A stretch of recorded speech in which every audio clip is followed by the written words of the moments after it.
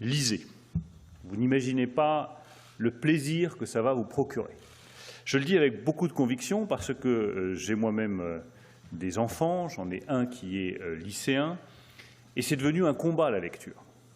Et je veux juste dire à tous ceux qui nous écoutent que ce combat, nous le menons avec Marc Levray-Lacharrière, avec Luce Perrault, avec Éric Reynard qui est présent, avec tous les journalistes qui sont présents ici et qui écrivent. Ce n'est pas pour vous ennuyer, ce n'est pas pour faire des leçons de morale, ce n'est pas pour vous obliger à faire des activités qui seraient pénibles, c'est parce que, je le redis, la lecture est un immense plaisir, qu'elle va développer votre imagination, qu'elle va vous permettre de vous ouvrir à des mondes radicalement nouveaux dans lesquels vous ne seriez pas entré sans les mots, qu'elle va vous permettre de mieux comprendre qui vous êtes, de mettre des mots sur des choses que vous ressentez et que vous ne savez même pas de vous-même, et qu'une personne totalement inconnue, que vous n'avez jamais rencontrée, que vous n'avez jamais vue, que probablement vous ne verrez jamais et que vous ne rencontrerez jamais, vous soufflera à l'oreille, par les mots, dans le silence de la lecture, des choses que vous n'auriez jamais comprises sur vous si vous ne les aviez pas lues. On apprend plus sur son désir d'aventure en lisant Robinson Crusoe qu'en partant en voyage.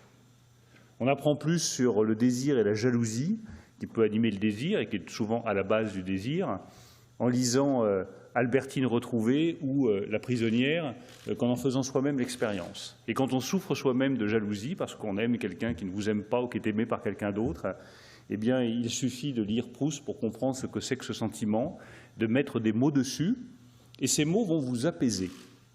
Ces mots vont vous apaiser parce que vont vous faire comprendre que vous faites partie d'une collectivité qui ressent les mêmes choses et que vous n'êtes pas tout seul. Et c'est ça la singularité de la lecture. C'est que c'est une activité solitaire qui vous ouvre au reste du monde.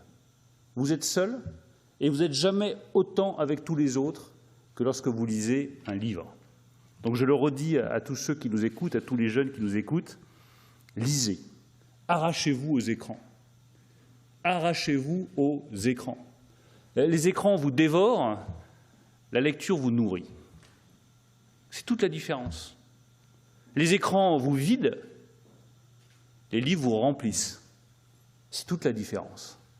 Alors évidemment que c'est un combat parce que l'écran, c'est la facilité, on est capté, l'attention est captée. Puis en plus, ils sont tellement bien organisés, ça fera le lien avec les GAFA, qui savent vous donner, exactement comme on le fait pour les rats, des petits stimuli nerveux, toutes les 5 secondes, toutes les 10 secondes, qui vous obligent à continuer à rester scotché à votre écran.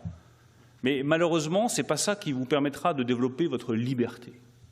Et je termine par là parce que c'est aussi une conviction très forte chez moi. La littérature est une arme de liberté. Et les écrans, trop souvent, peuvent devenir, pas toujours, je ne parle pas des écrans de cinéma, je parle des écrans des géants du digital, peuvent devenir des instruments d'asservissement. Vous pouvez être asservi dans votre consommation, dans votre comportement, dans vos pratiques, dans vos gestes, par des écrans qui sont formatés pour orienter votre pensée. La littérature, elle vous donne de la liberté. Les mots vous donnent la liberté pour vous construire et être ce que vous êtes. Je le dis à toutes les lycéennes et tous les lycéens qui nous écoutent, vous êtes chacun unique. Chacun. Eh bien, la littérature vous permettra, et les livres vous permettront de découvrir à quel point vous êtes unique et à quel point vous ne ressemblez à personne d'autre. C'est ça ce qui fait l'humanité. Chaque personne est unique et c'est la littérature qui nous l'apprend.